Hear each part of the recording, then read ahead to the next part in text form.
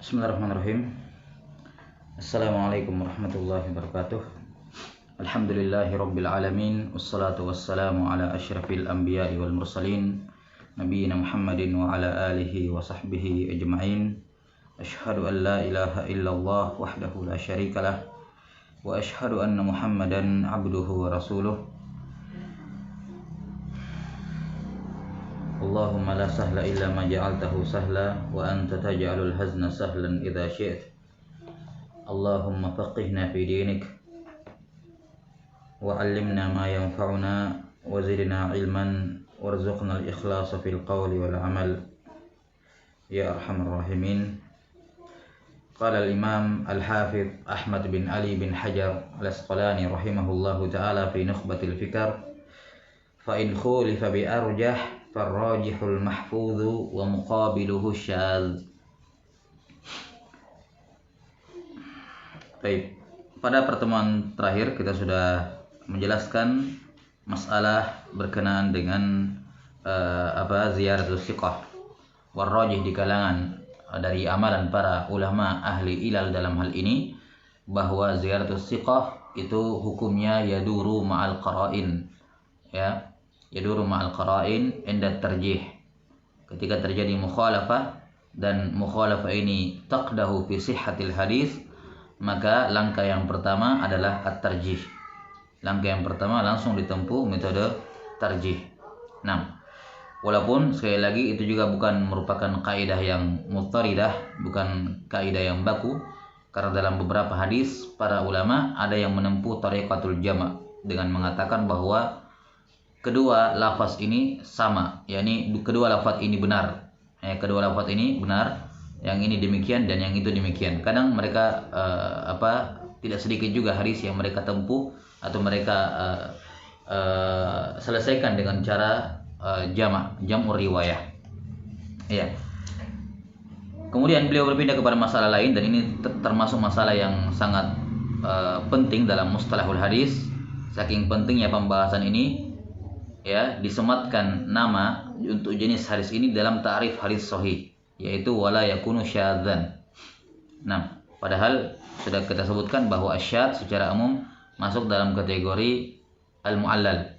Dalam kategori al-mu'allal, hanya saja karena pentingnya hal ini dan terkhusus adanya mukhalafah dari para fuqaha wal usuliyin yang tidak mempersyaratkan menafikan syadz, maka para muhaddisin menambahkan atau mengeluarkan kata syadz dari keumuman kata al-mu'allal. Qala rahimahullahu taala, kalau khulifa, kalau dia diselisihi. Domir huwa di sini pada kata khulifa itu kembali naibul fa'ilnya, ya, kembali kepada as-siqah. Ya, kembali kepada as-siqah karena disebutkan di situ wa ziyadatu rawihima, tambahan dari rawi keduanya, yakni rawi sahih ataupun rawi hasan. Maka yang dimaksud di sini fa'in khulifa, yakni kalau rawi yang siqah atau rawi yang hasan tersebut, rawi sahih atau rawi hasan tersebut diselisihi, ya, dalam riwayat terjadi ikhtilaf. Ikhtilafnya ini dalam bentuk imma ada bisa terjadi ikhtilaf pada sanad atau ikhtilaf pada matan. Ya, ikhtilaf pada sanad, masalan ada yang meriwayatkan secara mursal, ada yang meriwayatkan secara mausul, ya, ada yang menjadikannya dari musnad Abu Hurairah, ada yang meriwayatkannya dan menjadikan musnad Abu Sa'id Al-Khudri masalan. Ataukah khilafnya atau ikhtilafnya dari sisi matannya. Nah, ala kulli hal, apapun bentuk mukhalafah tersebut, ketika seorang rawi sahih atau rawi hasan, maka ini tidak berbicara mengenai rawi yang dhaif. Ini berbicara mengenai rawi yang sahih dan rawi yang hasan. Kapan rawi yang sahih atau hasan ini khulifa, diselisihi, bi arjah, dengan rawi yang lebih rajih dibandingkan dirinya, Nah, farrajih, maka yang rajih, yakni yang menang itu, yang lebih kuat itu namanya al-mahfudz. Itu namanya hadis al-mahfudz.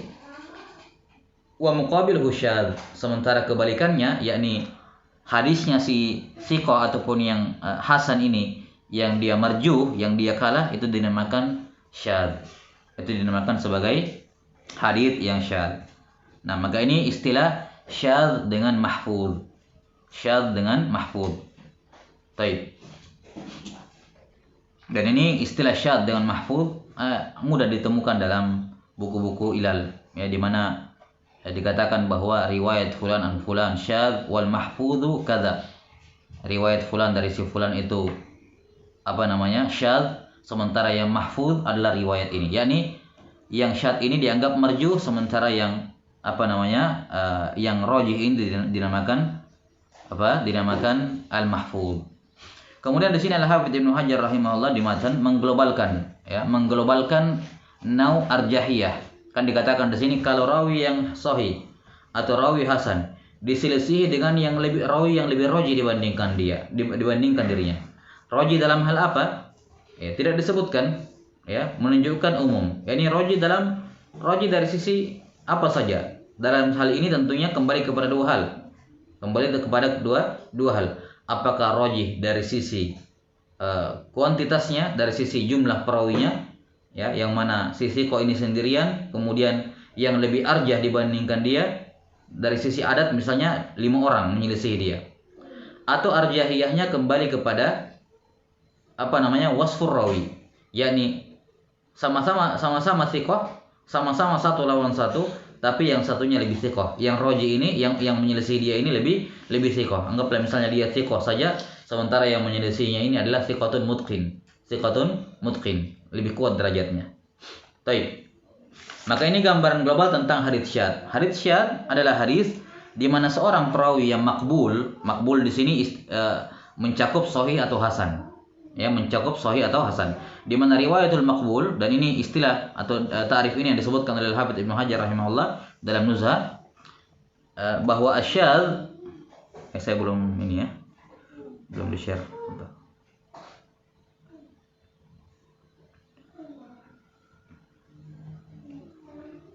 Ya. Asyadz adalah riwayatu al-maqbul liman huwa aula minhu. Afwan, kok riwayat sih? Mukhalafah. Mukhalafatul maqbul liman huwa aula minhu. Jadi syadz dipersyaratkan mukhalafah. Dipersyaratkan apa? Mukhalafah. Ada sebagian istilah di kalangan atau ada sebagian ulama yang mengitlakkan juga atau mendefinisikan syadz dengan tafarrud. Dengan apa? Tafarrud, yakni bersendiriannya seorang perawi, sebagaimana akan kita sebutkan nanti di pembahasan mungkar. Tapi yang masyhur dari syadz adalah harus terjadi mukhalafah. Ya, sebagaimana yang dikatakan oleh Imam Syafi'i rahimahullahu taala, bahwa syadz di situ adalah ketika rawi yang thiqah yukhalifu fihi nas, dia menyelisihi orang. Yang nas di sini ibarat didatangkan dalam bentuk jamak untuk menunjukkan lebih unggul. Dia menyelisihi orang yang lebih banyak dibandingkan dirinya, atau satu orang tapi fi maqamil jamaah, yakni karena dhabatnya lebih tinggi. Ya. Jadi syadz adalah mukhalafah. Siapa yang mukhalafah? Al-maqbul. Nah, al-maqbul di sini mencakup apa? As-thiqah dan al-hasan. Nah, atau as-saduq, ya. Baik dia rawi yang thiqah atau rawi yang saduq. Saduq yakni hasan hadis. Ini sekedar percontohan tentunya. Nah, ini istilah makbul yang disebutkan di sini, dan makbul yang disebutkan oleh Al-Hafidz Ibnu Hajar rahimahullahu taala di sini ini berbeda dengan istilah makbul yang beliau sebutkan dalam Taqribut Tahdzib, ya. Nah, adapun dalam kitab Taqrib wa Tahdzib, ringkasan dari buku Jarh wa Ta'dil atau buku Tarajimur Ruwat beliau, Tahdzibut Tahdzib, maka yang beliau maksudkan dengan makbul di situ adalah rawi yang dhaif. Maqbulun intubi wa illa falayyinul hadis. Makbul kalau dia ada yang mendukung, tapi kalau tidak ada yang mendukung lemah hadisnya. Nah, itu istilah khusus untuk Al-Hafidz Ibnu Hajar dalam Taqribut Tahdzib. Ya, adapun makbul di sini, ya, makbul dalam artian yang ma'hud, yang kita ketahui bersama. Makbul artinya diterima, dan yang diterima mencakup rawi sahih ataupun rawi hasan. Jadi rawi makbul, ya, menyelisihi siapa yang diselisih? Liman huwa aula minhu, yang lebih aula dibandingkan dirinya. Baik aula dari sisi al-adad, ya, maupun aula dari sisi apa? Al-dhabat. Nah, baik aula dari sisi jumlah orang, sikoh sendiri lawan 3 orang, sikoh sendiri, sikoh berdua menyelisih 5 orang, misalnya seperti itu ya. Yang dua ini meriwayatkan secara mausul, yang 5 orang meriwayatkan dari tabi'in langsung ke Nabi secara mursal. Yang mana yang benar dari hadis ini? Apakah yang menyebutkan sahabat atau yang tidak menyebutkan sahabat? Apakah yang meriwayatkan secara mausul dengan sanad lengkap atau yang meriwayatkan secara mursal dengan sanad yang terputus? Oh, yang meriwayatkan secara mausul 2 orang, yang meriwayatkan secara mursal 5 orang. Ya udah, lebih kuat yang 5. Maka kita katakan riwayat yang 2 orang ini dihukumi syadz. Ya, ini keliru hadis ini. Yang benarnya tidak ada penyebutan sahabat di situ. Yang benarnya tabi'in langsung ke Nabi SAW untuk hadis ini. Ya, riwayat 5 orang tadi dikatakan mahfuz. Dikatakan apa? Mahfuz. Baik.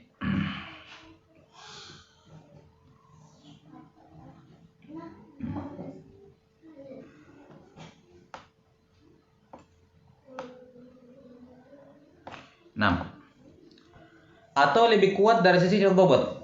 Dari sisi apa? Dhabt. Misalnya ada rawi 3 orang, rawi sikoh, rawi soduk, menyelisihi 3 orang juga, ya. Tapi 3 orang ini sikoh semuanya. Maka 3 sama 3 dari sisi adatnya sama, tapi 3 orang ini soduk, yang 3 orang lain sikoh. Maka yang seperti ini, hadis yang soduk ini apa? Ya, hadis yang soduk ini adalah syadz, dihukum syadz. Misalnya satunya yang 3 orang soduk ini meriwayatkan hadis dari Nabi Sallallahu Alaihi Wasallam. Ya, misalnya dia katakan dari riwayatnya Az-Zuhri, ya, dari Salim dari Ibnu Umar. Dari Salim dari Ibnu Umar. Kemudian 3 orang yang siko ini meriwayatkan dengan sanad yang sama, ketemunya makhraj hadisnya di Az-Zuhri. Dari Az-Zuhri ke bukan ke Salim dengan Ibnu Umar, tapi dari Az-Zuhri masalan ke Abu Salamah bin Abdurrahman dari Abu Hurairah. Ya, maka yang benar hadis ini yang mana? Apakah dia dari musnad Abu Hurairah, sahabatnya yang benarnya Abu Hurairah, atau Ibnu Umar?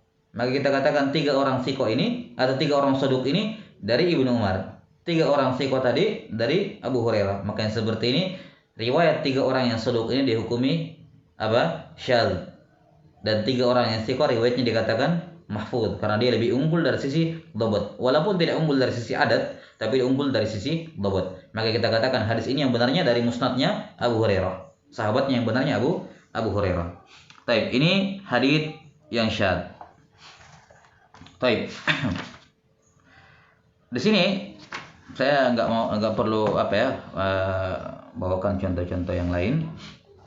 Saya buatkan contoh yang baru saja di sini. Nah, disebutkan oleh Al-Hafidz Ibnu Hajar rahimahullahu taala dalam Nuzhatun Nadhar, ini diriwayatkan oleh At-Tirmidzi. Ini contoh ya. Misal At-Tirmidzi wa An-Nasa'i wa Ibnu Majah. Ini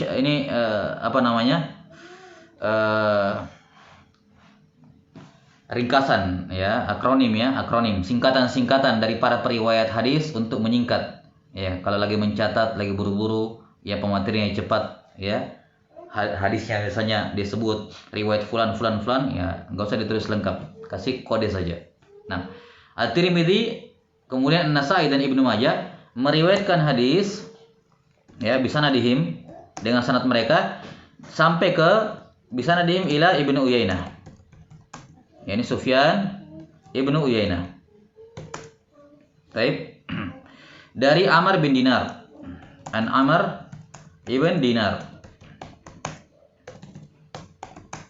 An Amr bin Dinar an Ausajah an Ibnu Abbas. Ya. Dia berkata, Ibnu Abbas radhiyallahu anhuma berkata, ini matan hadisnya, anna rajulan tufiya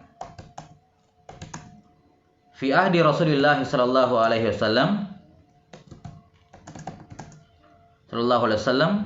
wa lam yada warisan illa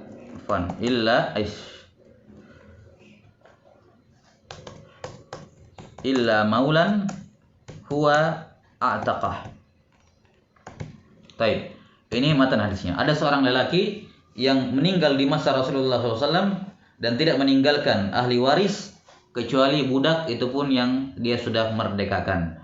Baik. Ini riwayat Tirmidzi, Nasai dan Ibnu Majah dengan sanad mereka sampai ke Sufyan ibnu Uyainah dari Amr bin Dinar, dari Aus saja, dari Ibnu Abbas, ya. Dan kita sudah sebutkan di pembahasan Bulughatul Hadis bahwa ucapan sahabat, ya, fi ahdi Rasulullah SAW itu memiliki hukum marfu. Ya, ini sama saja kalau Nabi SAW yang bersabda, maka ini hukumnya hukum marfu. Nah, kemudian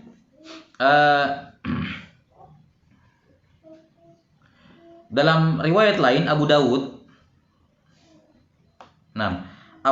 dan Ahmad, ya, ini Ahmad singkatan Ahmad Hamim, ya, atau bukan Imam Ahmad, ya, Lawas, bukan Imam Ahmad. Nah, sementara Imam Abu Dawud, ya, meriwayatkan dengan sanadnya, ini mutabah, pendukung dari jalan lain, ya, yang lain, ya, mutabah dengan sanadnya, ya, bisanadihi ila Ibnu Jurayj. Ibnu Jurayj di sini adalah Abdul Malik ibn Abdul Aziz Ibnu Jurayj, ya. Ibnu Jurayj dengan sanad yang sama dari Amr bin Dinar. Dari Amr ibn Dinar. Nah, bisanadihi dengan sanad di atas. Ya, jadi kita lihat di sini ketemu makhrajnya pada Amr bin Dinar di sini. Baik. Kalau begitu Amr bin Dinar punya dua orang murid di sini, yaitu Sufyan ibnu Uyainah dan Ibnu Jurayj. Keduanya sama-sama meriwayatkan dari gurunya, dari Amr bin Dinar, dari Aus saja, dari Ibnu Abbas. Baik, ini hadis yang diriwayatkan secara mausul. Mausul artinya lengkap sanadnya, tidak ada yang terputus. Kemudian beliau berdua, yakni Ibnu Uyainah dan Ibnu Jurayj, diselisihi oleh Hammad ibn Zaid. Ini riwayat Al-Baihaqi, ya. Saya lupa akronimnya Al-Baihaqi. Taib Al-Baihaqi, ya, meriwayatkan dengan sanadnya ila Hammad ibn Zaid. Ini kenapa ada coretan merah di sini?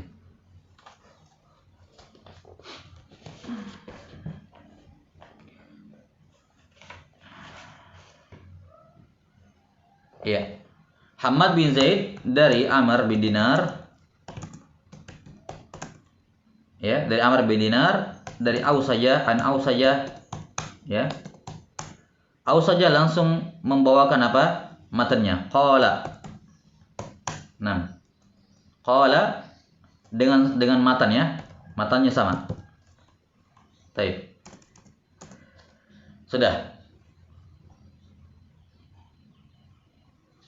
Itu apa coret-coretan tuh maksudnya?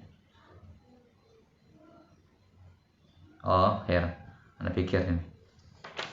Nah, sekarang kita lihat di sini terjadi mukhalafah.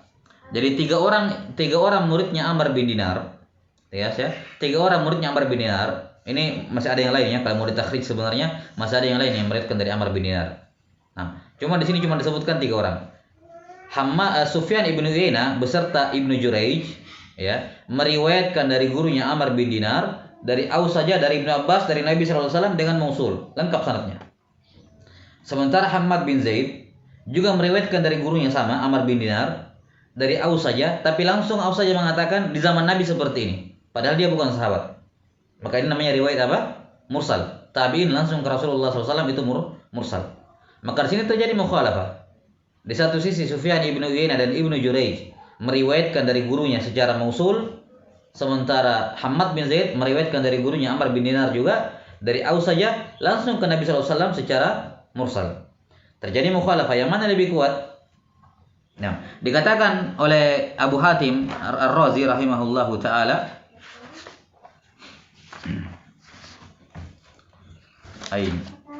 kata Abu Hatim Ar-Razi, al-mahfudhu hadis Ibnu Uyainah. Jelas ya? Yang mahfuz kata Abu Hatim adalah apa? Hadisnya Sufyan ibnu Uyainah. yakni yang meriwayatkan secara mausul. Yang benarnya ada penyebutan Ibnu Abbas. Adapun sanadnya Hamad bin Zaid ini dihukumi syadz, ya, yang tanpa menyebutkan Ibnu Abbas, yang meriwayatkan secara mursal. Taib, ini kalam dari Abu Hatim rahimahullahu taala. Jelas sampai sini bahwa al-mahfuz adalah Sufyan ibnu Uyainah. Berarti riwayatnya Hamad bin Zaid adalah syadz. Kenapa dia syadz? Karena Hamad bin Zaid itu bukan sekedar thiqah. Jelas sampai sini? Siapa yang membaca biografinya Hamad bin Zaid bukan sekedar thiqah, beliau thiqah lebih. Ya, dipuji oleh para ulama. Jelas sampai sini? Dipuji oleh para ulama, salah seorang imam besar, penghafal yang memiliki dhabt. Ya, Hamad bin Zaid rahimahullahu taala masyhur. Hanya saja di sini beliau sebagai rawi yang thiqah bahkan lebih menyelisihi dua orang. Satunya Abdul Malik ibn Abdul Aziz ibn Jurayj, dan yang kedua Sufyan ibn Uyainah. Jelas sampai sini? Maka dari sisi kuantitas beliau kalah 1-2. Dan Ibnu Jurayj juga thiqah. Sufyan ibn Uyainah imam, bukan sekedar thiqah juga, imam. Jelas sampai sini? Imamnya kota Mekah. Maka di sini riwayatnya Hamad bin Zaid dikatakan syadz. Kenapa? Pertama, kalah jumlah. Kemudian yang kedua, kalah dhabt. Hatta begini, hatta sekalipun kita anggap Ibnu Jurayj itu mendukung Hamad bin Zaid riwayatnya, yakni sama-sama meriwayatkan mursal. Di sini kan Hamad bin Zaid mendukung riwayatnya Ibnu Uyainah, sejalan dengan riwayatnya Ibnu Uyainah. Tapi anggaplah misalnya Ibnu Jurayj berdua dengan Hamad bin Zaid meriwayatkan secara mursal, dan Ibnu Uyainah sendirian meriwayatkan secara mausul, belum tentu Ibnu Uyainah kalah. Bisa jadi Ibnu Uyainah tetap lebih kuat riwayatnya. Tetap riwayat berdua ini dianggap syadz. Kenapa? Karena asbatun nasi fi Amr bin Dinar itu Ibnu Uyainah. Manusia yang rawi yang paling kuat riwayatnya dari Amr bin Dinar adalah Sufyan ibnu Uyainah. Ya, lawan 5 orang belum tentu Ibnu Uyainah kalah pada Amr bin Dinar. Kenapa? Karena Sufyan ibnu Uyainah itu mulazamah kepada Amr bin Dinar 20 tahun. Bayangkan, 20 tahun mulazamah dengan gurunya. Ya. Kalau ada rawi siko-siko biasa datang kepada gurunya belajar setahun 2 tahun terus menyelisih Ibnu Uyainah dalam riwayatnya, belum tentu Ibnu Uyainah kalah. Dia mulazamah 20 tahun pada gurunya, dia hafal luar dalam riwayatnya. Sampai disebutkan bahwa Ibnu Uyainah ini saking sudah 20 tahun mulazamah dengan Amr bin Dinar, saking fahamnya tentang fahamnya lisan gurunya, Ibnu Uyainah dari jauh dia cuma lihat mulutnya gurunya goyang-goyang begini tanpa didengar suaranya, dia tahu gurunya ngomong apa. Amr bin Dinar ngomong apa. Rahimahumullahu taala. Saking lamanya beliau mulazamah kepada gurunya. Maka ini jelas Hamad bin Zaid lawan Sufyan ibnu Uyainah 1-1 saja, Hamad bin Zaid kalah dibandingkan Sufyan ibnu Uyainah. Walaupun Hamad bin Zaid rawi thiqah, bahkan lebih daripada sekedar thiqah. Tapi pada riwayat Amr bin Dinar, Sufyan ibnu Uyainah jauh lebih unggul. Apalagi dalam hadis ini Sufyan ibnu Uyainah mendapatkan pendukung dari siapa? Dari Ibnu Jurayj. Jelas? Ini contoh hadis syadz yang disebutkan oleh Al-Hafidz Ibnu Hajar rahimahullahu taala. Baik. Paham sampai sini? Ini hadis syadz. Tsumma qala rahimahullahu taala, wa ma'ad dha'fi farrajihul ma'rufu wa muqabiluhul munkar. Kalau yang menyelisihi itu ad-dha'f. Jadi kalimat wa ma'ad dha'fi yakni kalau rawi yang menyelisihi itu dhaif.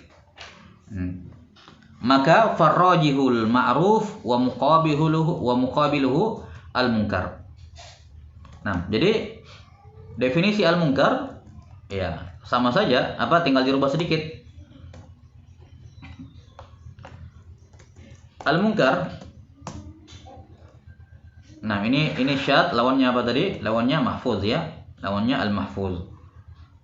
Adapun al-munkar lawannya adalah al-ma'ruf. Munkar sama dengan syadz, dipersyaratkan harus ada mukhalafah. Mukhalafah. Cuman mukhalafahnya di sini dikatakan apa? Wa ma'ad dhaif. Ya, mukhalafatu ad-dhaif. Sudah. Dhaif dengan semua macamnya. Dari dhaif yang paling ringan, dhaif yang dekat-dekat ke hasan, dhaif yang ringan, dhaif yang sedang, dhaif yang parah. Pokoknya semua dhaif. Dia menyelisihi rawi yang lebih utama dibandingkan dirinya, baik dari sisi jumlah maupun dari sisi dhabt. Nah, jelas? 10 orang dhaif. Ya. 10 orang dhaif. Ya, 10 orang dhaif. menyelisih 5 orang soduk, jujur dia, rawi hasan, soduk. 10 lawan 5, ya lebih banyak 10, tapi 10 orang ini dhaif semua. Yang 5 ini rawi hasan, apalagi kalau rawinya thiqah masalah. Maka di sini 10 orang ini walaupun menang dari sisi adat, tapi kalah dari sisi apa? Ad-dhabt. Kalah dari sisi apa? Dhabt. Maka riwayat 5 orang thiqah melawan 10 orang dhaif. Dhaif ini riwayat yang dhaif dikatakan mungkar, tidak dikatakan syadz. Menurut Al-Hafidz Ibnu Hajar di sini ya, tidak dikatakan syadz, tapi dikatakan apa? Mungkar. Sementara apa? Sementara riwayat 5 orang thiqah ini adalah dihukumi sebagai hadis yang dihukumi sebagai hadis yang ma'ruf, kebalikannya. Ya. Jadi di sini kalimat aula minhu, ya pokoknya lebih unggul dibandingkan dirinya. Ini dhaif, dia selesai hasan. Dhaif, dia selesai thiqah. Nah, atau sama-sama dhaif. Ini dhaif jiddan, ya. Dhaif jiddan menyelesaikan rawi ini dhaif. Ya, dhaif jiddan sama dhaif. Ya, lebih parah dhaif jiddan. Maka yang dhaif jiddan ini dihukumi mungkar, riwayat yang dhaif ini dikatakan ma'ruf. Ya. Jelas sampai sini. Jadi penamaan ma'ruf dengan mungkar hanya dari sudut pandang apa? Sudut pandang yang mana rajih, yang mana arjah. Ya. Jelas sampai sini. Adapun hadis mungkar ini kan belum tentu juga sahih. Namanya juga dhaif menyelisih dhaif. Kalaupun yang ini lebih kuat, ya tetap ada rawi dhaif di dalamnya. Tapi intinya adalah terjadi mukhalafah seperti ini. Baik. Jadi gambarannya persis sama seperti tadi, ya, persis sama seperti hadits syadz, cuman yang membedakan bahwa kali ini yang menyelisih adalah rawi yang dhaif. Nah,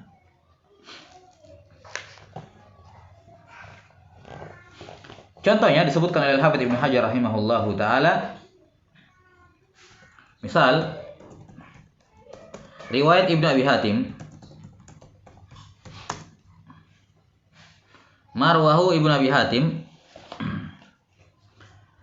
bisanadihi ila, dengan sanadnya sampai ke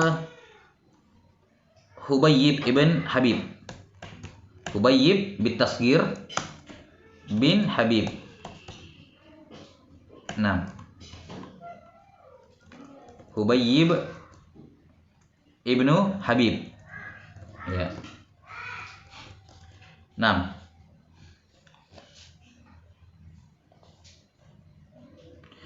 an Abi Ishaq Anil Aizar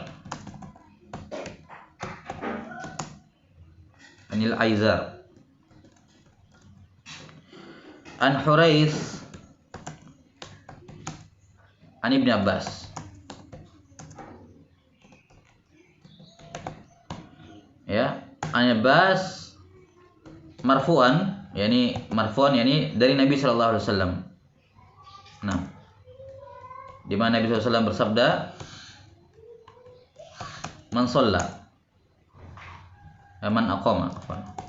man aqama sholata wa ata zakata wa hajjal bait wa shoma ramadan wa qara dhaif dakhala al-jannah. Baik. Siapa yang menegakkan salat, menunaikan zakat, ya, haji, kemudian puasa Ramadan dan memuliakan tamu, maka dia akan masuk surga. Kata Abu Hatim rahimahullahu taala, ya, ketika beliau bertanya kepada bapaknya, wa huwa munkar. Ini hadis munkar. Kenapa? Li'anna ghairahu minas thiqat, karena rawi-rawi thiqah meriwayatkannya dari Abu Ishaq mauquf. Ya. Berarti apa? Dalam riwayat lain, di sini Ibnu Abu Hatim tidak sebutkan siapa yang meriwayatkannya.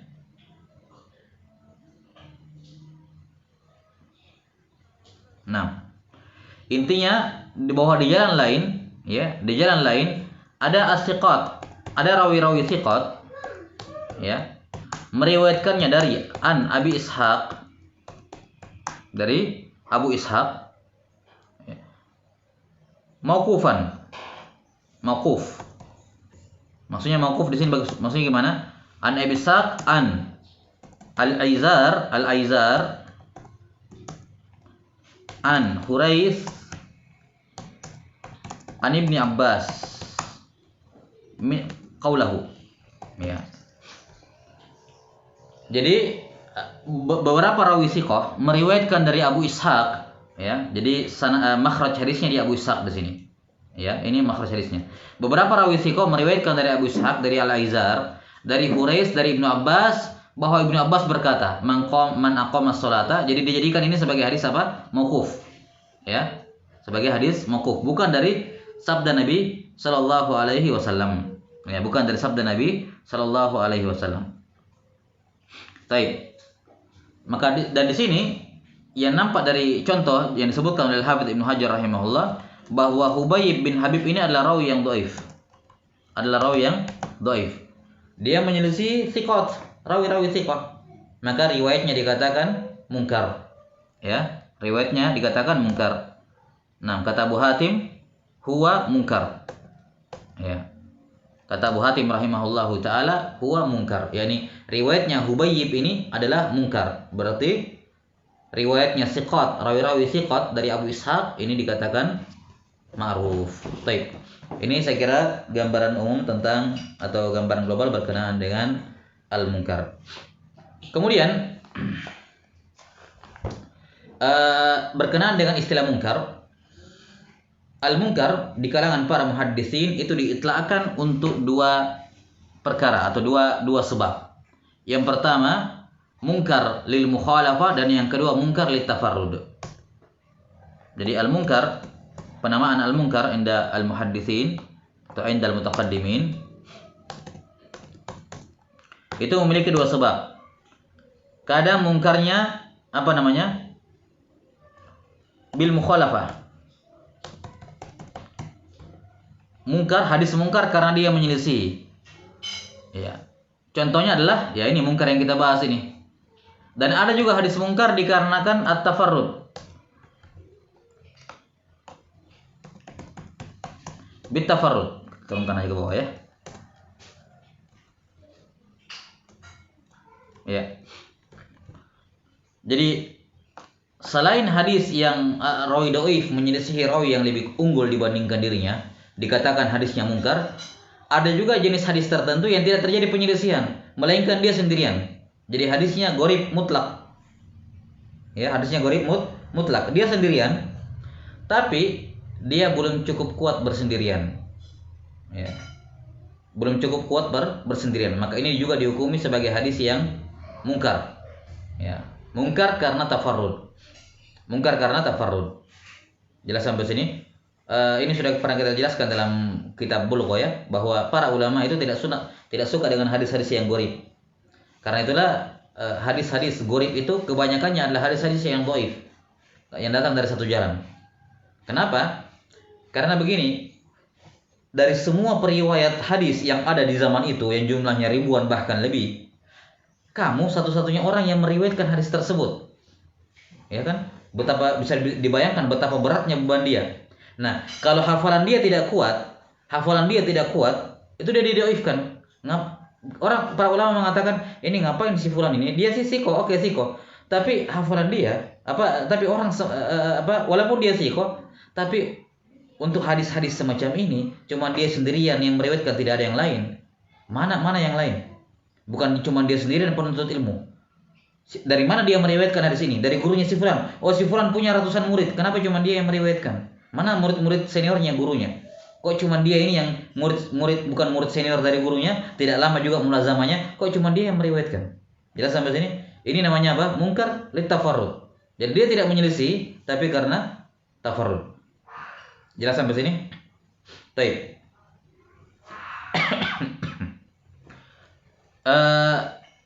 Contoh hadis munkar karena tafarrud ini.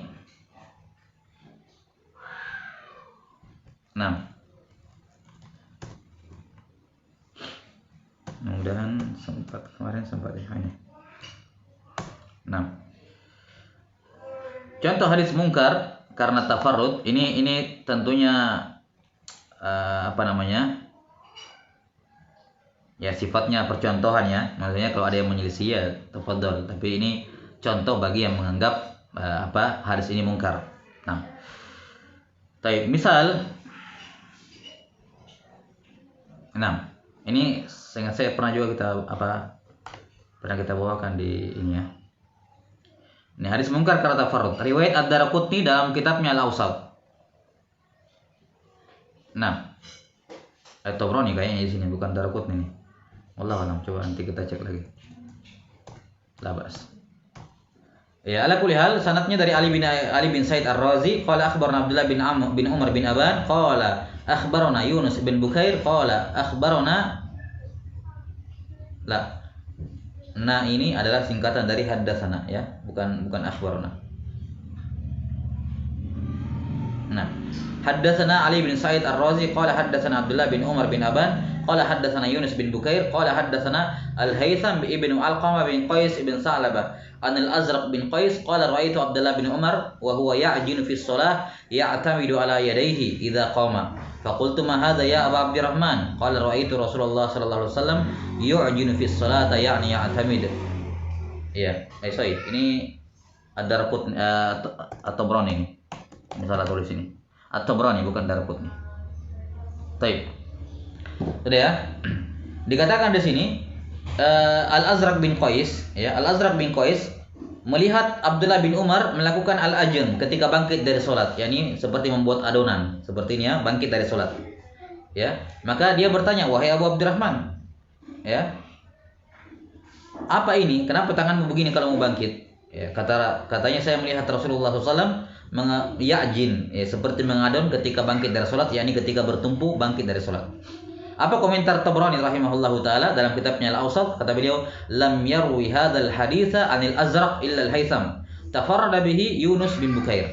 Perhatikan, tidak ada yang meriwayatkan hadis ini dari Al-Azraq kecuali Al-Haytham.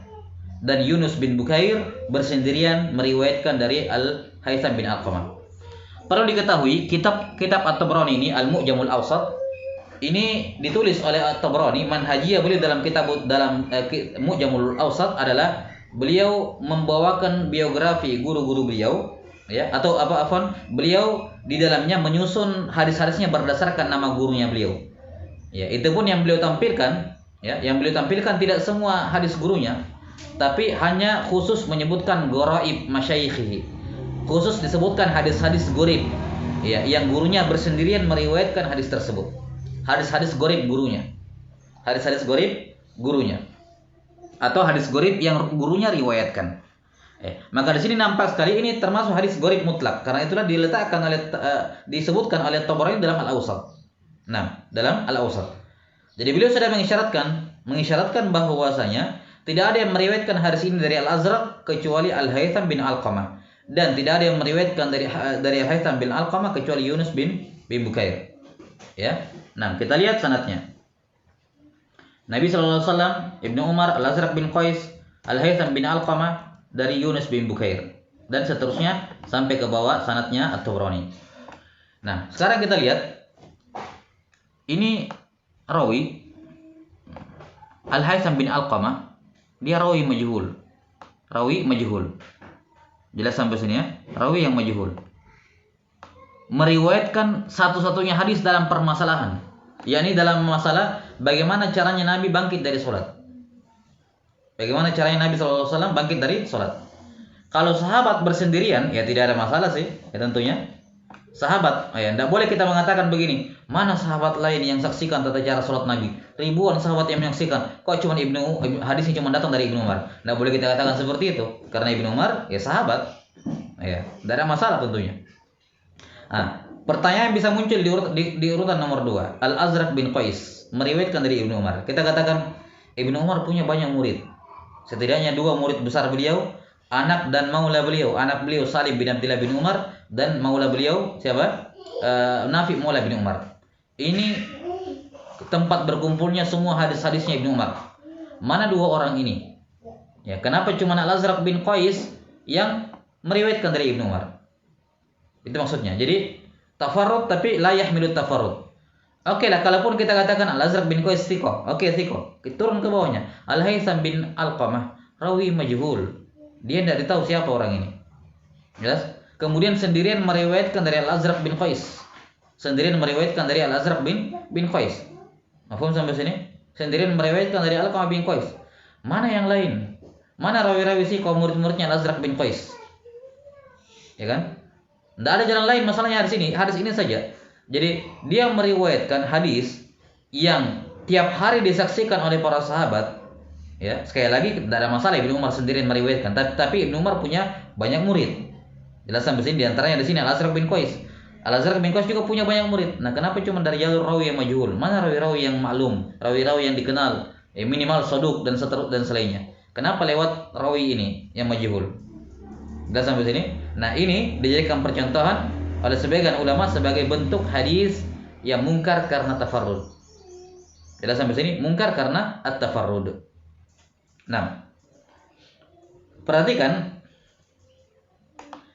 Mungkin ada yang bertanya, ini kan rawi majhul. Sudah, rawi majhul kan doif. Kenapa kita tidak katakan doif saja? Ya kan? Rawi majhul kan tidak tahu siapa orangnya. Kenapa tidak kita katakan doif? Selesai masalah doif. Kenapa harus dikatakan mungkar? Ya. Konsekuensinya berbeda. Kalau majhul itu, saya lupa ingat apa di sini majhulnya, majhul ain atau majhul hal. Ala kulli hal majhul hal kelihatannya. Nah, sekarang kalau ada hadis sanad, dalam sanadnya ada hadis, dalam sanadnya ada rawi yang majhul hal. Apa statusnya? Dhaif. Dhaifnya apa? Dhaifnya yanjabir atau la yanjabir? Bisa menguatkan atau tidak bisa menguatkan? Jawabannya tidak bisa dikuatkan. Jawabannya bisa menguatkan. Karena dhaif karena jahala itu ringan, ya, masih bisa dikuatkan oleh jalan yang lain. Kalau majhulnya majhul hal, maksud saya. Tapi kalau hadisnya mungkar baik mungkar karena mukhalafah maupun mungkar karena tafarrud, itu mungkar tidak bisa didukung dan tidak bisa mendukung sama sekali.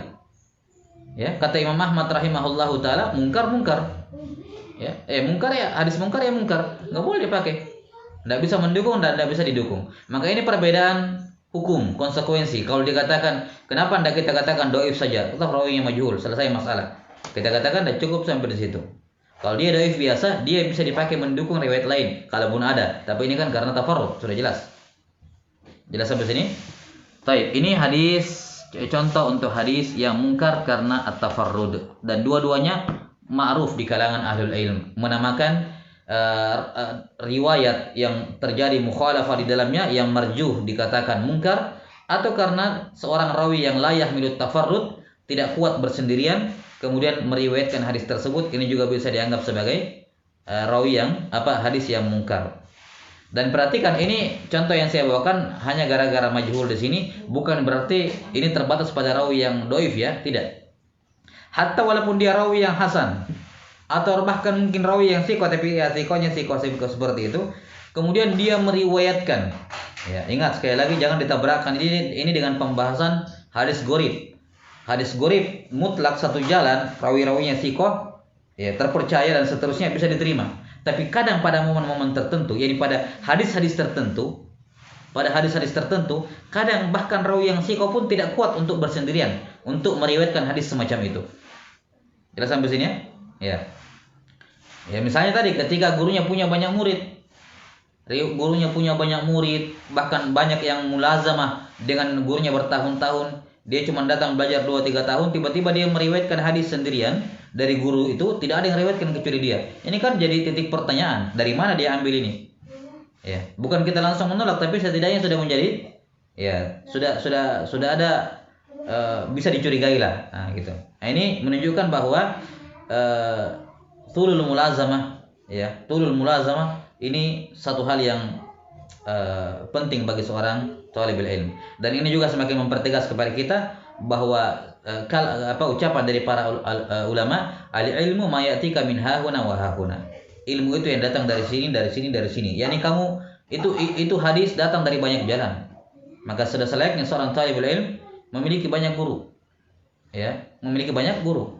Dan itu salah satu bentuk fadlu minallah bagi dirinya ketika dia memiliki banyak guru, karena ketika dia mendengarkan satu faedah ilmu dari guru ini, ya, di daerah ini, kemudian dia melakukan rihlah ke tempat lain juga mendengarkan ilmu yang sama, kemudian ke tempat lain mendengarkan ilmu yang sama, dari negara yang lain mendengarkan ilmu yang sama, ini menunjukkan apa? Ini adalah hak.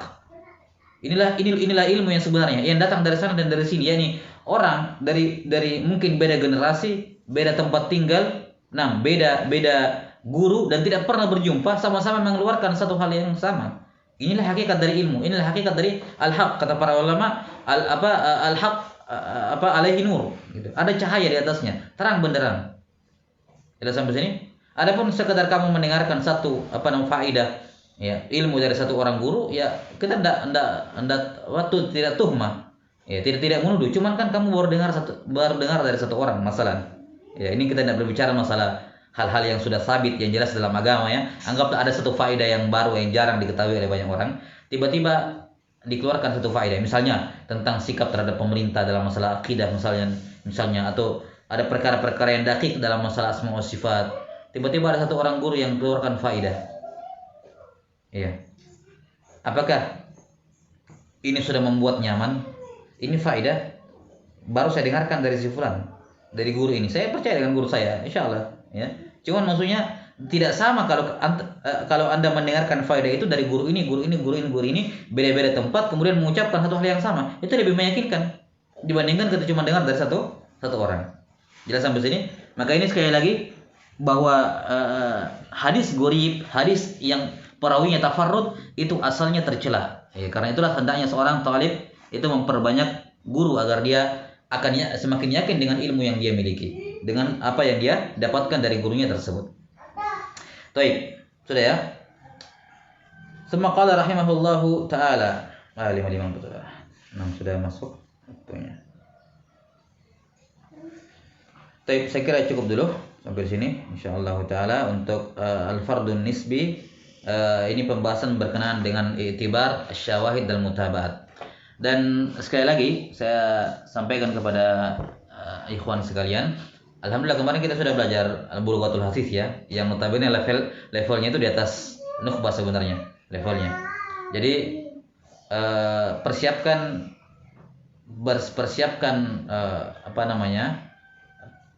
materi yang akan dipelajari dengan merojak sebelumnya.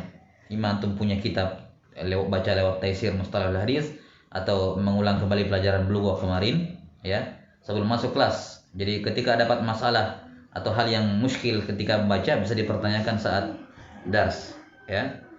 Nah, tapi seperti itu. Ini cara belajar yang baik. Jadi sebelum masuk baca terlebih dahulu pembahasan yang akan yang akan dijelaskan oleh pengajar nantinya. Semua disiplin ilmu seperti itu, dan itu metode para ulama as-salaf. Jelas sampai sini ya. Imam Syafi'i rahimahullahu taala dan Yahya bin Yahya Al-Laitsi, periwayat masyhur Muwatta Imam Malik ya. Imam Syafi'i rahimahullahu taala juga demikian. Sebelum datang kepada Imam Malik untuk mengambil Muwatta dari mulutnya, dari lisannya beliau beserta semua penjelasannya, beliau sudah hafalkan Muwatta terlebih dahulu di Mekah. Ya, sebelum datang ke Madinah. Demikian pula Yahya bin Yahya Al-Laitsi juga meriwayatkan sudah menghafal, bahkan sudah mempelajari isi dari Muwatta dari gurunya di kampungnya sebelum datang ke Madinah. Ya, maka ini salah satu metode belajar dari para ulama salaf. Yakni ya, di zaman dulu kan mereka mungkin tidak akan tahu apa yang akan disampaikan ke depan, kecuali kalau mereka sudah punya kitab, akan majelis ini akan disampaikan ini. Tapi sekarang kan di zaman kita sudah jelas, sebentar besok materinya ini, besok materinya ini, lusa materinya ini. Maka sebelum masuk kelas dia pelajari, dia baca, dia tambah referensi bacaannya, ya, ditambah referensi bacaannya. Nah, karena ya namanya ma'ahid, apalagi misalnya kalau jumlah santrinya jauh lebih banyak dibandingkan jumlah pengajarnya, itu hanya santri-santri yang mandiri yang bisa belajar sendiri yang bisa unggul, ya, yang bisa berkembang, maksud saya, yang bisa berkembang. Dan itu mujarrab, ya, kami rasakan, kami lihat, ya. Dan juga dari cerita dari asatidzah yang lain bahwa dimanapun Anda belajar, ketika pengawasan kurang, ya, namanya juga orang besar kan nggak mungkin disuruh terus, ya. Al-labib itu tughnihil isyarah. Kalau orang punya akal, punya hati yang baik, itu gurunya cuma singgung sedikit sudah paham. Gak usah sampai disuruh beroja, hafal ini, baca ini, nggak perlu. Kita sampai sini. Nah, maka seorang talibul ilm hendaknya membiasakan diri, ya, dengan metode pembelajaran seperti itu. Nah, sebentar.